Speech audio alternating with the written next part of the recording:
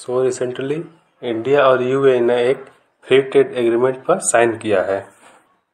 ये Indian express का article है। आप देख सकते हैं कि India UAE sign FTA boost for labour incentive sectors. नीचे क्लियर लिखा भी है कि will boost bilateral trade to 100 billion within 5 year. इस तरह से ये सीएनबीसी का आर्टिकल है। India and UAE sign first free trade agreement. इसी तरह निक एशिया में भी लिखा है कि India inks free trade deal with UAE eyeing 100 billion in trade. Financial Express में भी सेम यही बात लिखी गई है। तो चलिए इस खबर पर डिटेल पर बात करते हैं। इंडिया और यूएई ने एक फ्री ट्रेड एग्रीमेंट पे सिग्नेचर किए हैं। इस फ्री ट्रेड एग्रीमेंट को कॉम्प्रिहेंसिव इकोनॉमिक पार्टनरशिप एग्रीमेंट यानी कि CEPA कहा जा रहा है। अब सवाल ये आता है कि ये फ्री ट्रेड एग्रीमेंट इतना महत्वपूर्ण क्यों है। तो आपको बता दें कि इस FTA का मुख्य उद्देश्य 2030 तक इंडिया और यूएई के ट्रेड को बढ़ाकर $100 बिलियन तक करने का है। एक इंटरेस्टिंग बात ये भी है कि इंडिया ने करीब एक दशक बाद इस तरह का फ्री ट्रेड एग्रीमेंट किसी भी कंट्री के साथ किया है। लास्ट टाइम इंडिया ने इस तरह का फ्री ट्रेड एग्रीमेंट 2011 में जापान के साथ किया था और उसके बाद से अब तक इंडिया फ्री ट्रेड एग्रीमेंट से बचता रहा है, क्योंकि उसे लगता है कि फ्री ट्रेड एग्रीमेंट को करने से इंडिया को ज़्यादा नुकसान हो रहा है, जबकि सामने वाले कंट्री को ज़्यादा बेनिफिट हो रहा है। इसी वजह से करीब 10 सालों तक इंडिया ने कोई फ्री ट्रेड एग्रीमेंट नहीं किया। यहाँ तक कि नरेंद्र मोदी की सरकार बनने के बाद भी 7 सालों में यह पहला मौका है जब नरेंद्र मोदी की सरकार किसी भी कंट्री के साथ फ्री ट्रेड एग्रीमेंट पर साइन कर रही है। इंडिया फिलहाल में ऑस्ट्रेलिया, यूके, कनाडा, इजराइल और EU के साथ फ्री ट्रेड एग्रीमेंट रखता है। हमारे कॉमर्स मिनिस्टर पीयूष गोयल साहब ने कहा है कि भारत इस साल के अंत तक GCC कंट्रीज यानी गल्फ कॉपरेशन काउंसिल जिसमें Bahrain, Kuwait, Oman, Qatar, Saudi Arabia और UAE शामिल है, उनके साथ फ्री ट्रेड एग्रीमेंट इस साल के अंत तक करना चाहता है, जिसमें से UAE के साथ इंडिया ने फ्री ट्रेड एग्रीमेंट कर दिया। अब सवाल ये आता है कि ये जो फ्री ट्रेड एग्रीमेंट है ये दोनों कंट्री के बायलैटरल ट्रेड को कैसे बेनिफिट करेगा। इस एग्रीमेंट के अनुसार भारत जो UAE को एक्सपोर्ट करता है उसके 90% वस्तुओं पर से UAE जो है 80% टैरिफ घटा देगा। मतलब अगर इंडिया मान लेते हैं कि 100 आइटम को UAE को एक्सपोर्ट करता है तो 100 में से 90 आइटम पर UAE जो पहले से टैरिफ लगता था इन 90 वस्तुओं पर, उनको घटाकर 80% से नीचे लेके आएगा। इंडिया का यह कदम मुख्य रूप से टेक्सटाइल और गारमेंट इंडस्ट्री के लिए बहुत अच्छा होगा।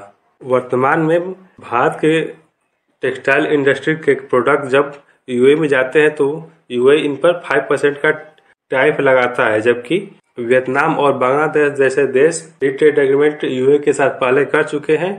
इसलिए इन कंट्रीज के टेक्सटाइल इंडस्ट्री के प्रोडक्टों पर 0% टैक्स लगता है। इस वजह से वियतनाम और बांग्लादेश की टेक्सटाइल प्रोडक्ट भारत के मुकाबले में UAE में काफ़ी सस्ती पड़ती हैं।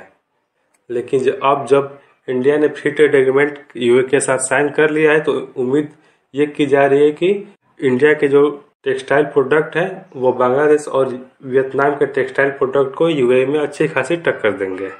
इस फ्री ट्रेड एग्रीमेंट के तहत अगले 5 से 10 सालों में UAE भारत द्वारा एक्सपोर्ट की जाने वाली 97% वस्तुओं पर से 0% टैरिफ लगा देगा। मतलब अगले 10 सालों में अगर इंडिया 100 आइटम को एक्सपोर्ट करता है तो उनमें से 97 आइटम पर अब 0% टैरिफ लगाएगा। अगले 10 सालों में धीरे धीरे प्लानिंग करके बनाया जाएगा। वैसे जो इन 97% आर्टिकल पर से टैरिफ घटाया जाएगा, इनका पैसे में नेट एक्सपोर्ट वैल्यू कुल एक्सपोर्ट वैल्यू का 99% होगा। इंडिया ने जो अभी UAE के साथ फ्री ट्रेड एग्रीमेंट किया है, इसके अंदर फिलहाल में James and jewellery, textile, leather, footwear, sports goods, engineering goods, automobile और फार्मास्यूटिकल इत्यादि सब चीजों को रखा गया है। अभी जो UAE के साथ फ्री ट्रेड एग्रीमेंट हुआ है, इसकी वजह से ये अनुमान लगाया जा रहा है कि भारत में कुल 10 लाख नौकरियों का सृजन होगा।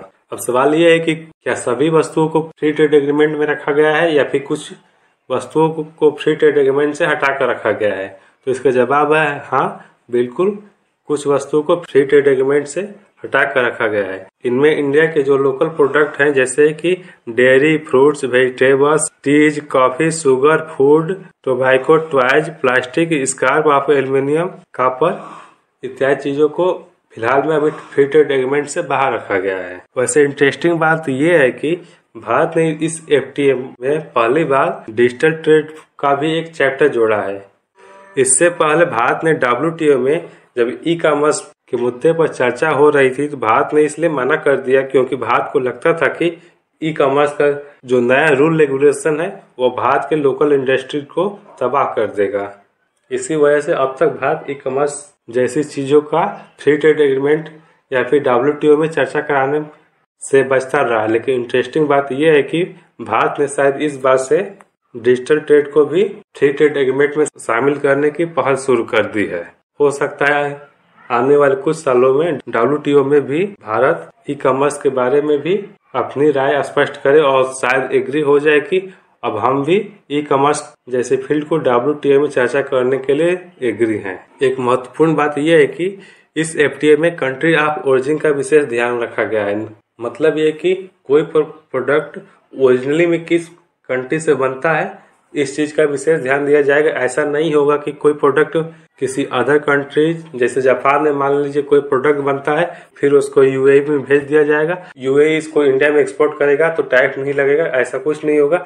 ये इस प्रोडक्ट पर क्लियर लिखा होगा कि ये जो कोई प्रोडक्ट है वो अगर उसका कंट्री ऑफ ओरिजिन जापान है तो इस पर टैक्स लगेगा। हाँ, अगर वो प्रोडक्ट मूल रूप में UAE में ही बनेगा तब उसको इंडिया में लाने पर टैक्स नहीं लगेगा। इस चीज को इस फ्री ट्रेड एग्रीमेंट में स्पेशल ध्यान रखा गया है कि किसी भी प्रोडक्ट का कंट्री ऑफ ओरिजिन लिखना बहुत जरूरी है। भारत के कॉमर्स सेक्रेटरी विविया सुब्रमण्यम ने कहा है कि हम UK, कनाडा, ऑस्ट्रेलिया और EU के साथ डिजिटल ट्रेड के बारे में चर्चा कर रहे हैं। जैसा मैंने अभी कहा कि भारत अभी तक डिजिटल ट्रेड जैसे विषयों को फ्री ट्रेड एग्रीमेंट में शामिल करने से दूर रहता था, लेकिन अब इंडिया फिलहाल में डिजिटल ट्रेड को भी कुछ कंट्रीज के साथ डिस्कशन करने के लिए एग्री हो गया है।